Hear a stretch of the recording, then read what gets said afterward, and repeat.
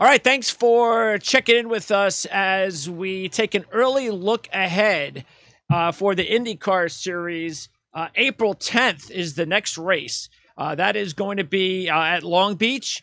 That is the streets of Long Beach. Colton Herta, the defending champ, and Eric Smith from RaceReviewOnline.net is here to take an early look at what to look forward to following Sunday's race here in Texas. Yeah, we're this will be one of the main pinnacles of IndyCar season. You got Indy 500 in Long Beach. It's been around for years and should have a good race again. And like all the other races, starting position is key here. And other than Colton Herta last year, but he had the most dominant car and coming from 15th. Yeah, that's unusual then, right? It is, and he just had that good of a car. But other than that, you've got to start up front, and it's been that way for years on street courses, and it's another one that qualifying is very important, which makes an IndyCar race weekend per se. You got to get it right off the truck. You got to be good in practice, good in qualifying, because it sets you up for a good race. Was there something in that you noticed with Colton Herta in practice, or anything else that led you to believe that qualifying spot was don't pay attention to that? Maybe there was just a minor hiccup during his qualifying session. He's going to be a lot faster, and he went ahead and proved it. Yes, practice, he was dominant. It didn't matter what session, what type compound, whether the blacks or the reds. He just was good. He didn't – I think he was slowed up, if I'm not mistaken, on one of his laps. And then he pit for new tires and just ran out of time. And that's another thing with IndyCar, with street courses too. Some of them aren't as long. St. Pete and Long Beach are both under 2 miles in length. And you have that many cars on the same track. And you need an open gap for a hot lap and not run over somebody in front. It's hard to find the gap, and that's what cost Herta last year. That's why he started 14th. But his race car was good, and even starting 14th, everybody knew he'd come through the field, which is still rare. Yeah, that's not something you want to keep trying every week on the IndyCar series. No, it's not going to work very much. Yeah, no. So now there have been 9 different drivers that have won street course races over the last 12? Correct. Yeah, just street course races in general. So which would be this weekend, or the Long Beach, you got St. Pete, you've got Nashville, which was the first year for that last year, and Belle Isle. Well, now you're adding Toronto back, I guess, for this season, but that's it. So if you just focus on those street course races, you had 9 different winners. So there is parity. But all of them are from the big teams. Penske, Ganassi, Andretti, or Aaron McLaren SP are the only teams that have produced a winner in that span. It just seems to be teammates among those guys winning these races. Okay, track comparison. Was there one specific track that, if you want to take a look at past performances, that make the most sense compared to Long Beach? Probably St. Pete, in the sense that they're both smaller street courses. Last year, Colton Herta led 97 of the 100 laps in St. Pete. And then you fast forward to Long Beach, which was the season finale last year. He had the best car again.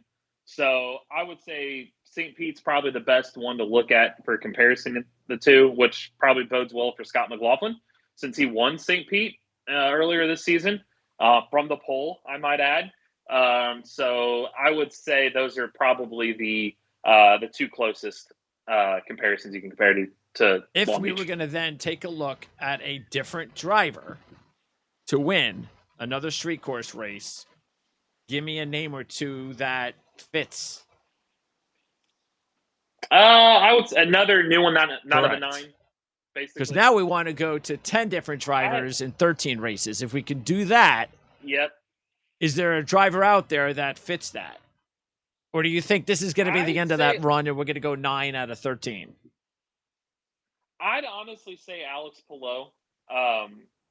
He started off struggling on street courses, and he's gotten better as last season went on. He started off this year with a runner-up in St. Pete.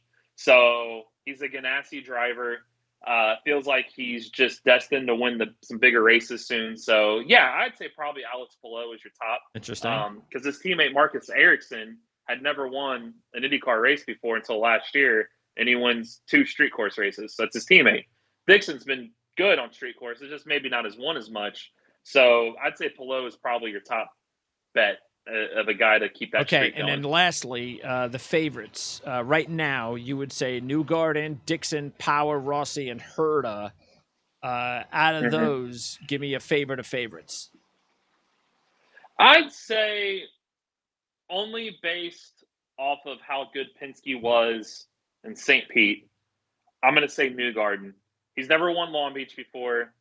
Long Beach and Indy are the two that have been escaping him. I think he's due. He's got 3 podiums in his last 4 in Long Beach, including 6 straight top 10s. He's had 7 top 2s in his last 11 street course races in general. He was second in Long Beach last year. So I like Newgarden. I'd say out of that group right now, I'd say Newgarden. And then the last one is sleepers. As far as potential sleepers, if I throw in Ericsson, Pagano, Rahal, and Castroneves, who's your top sleeper?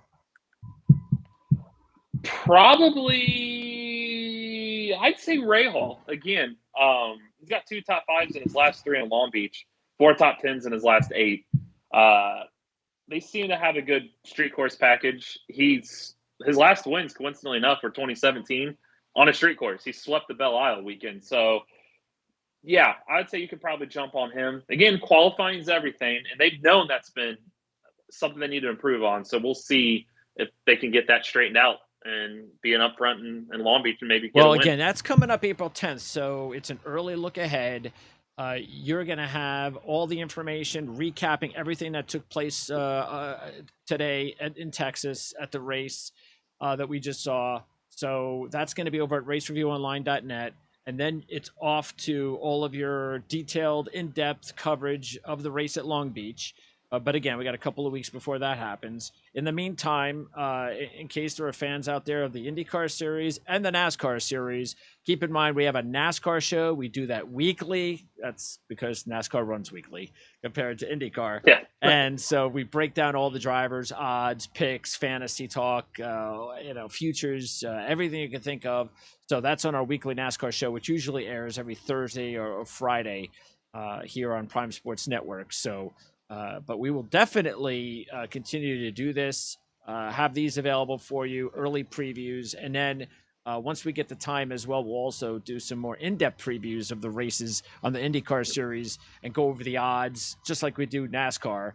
But anyway, that's for later on down the road. Eric, appreciate it. And look forward to talking to you again next week when we talk road course in the NASCAR Series. So that should be a lot interesting. Yep.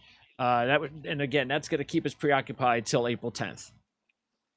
Yep, absolutely. Yep. COTA, and then NASCAR's got all but 1 week off the rest of the year. That's why we do that. But yeah, IndyCar, this 3 races in 61 days stretch, and then it really ramps up when we get to May. So yeah, things will speed up more here in another month. Appreciate it, Eric. Talk to you soon.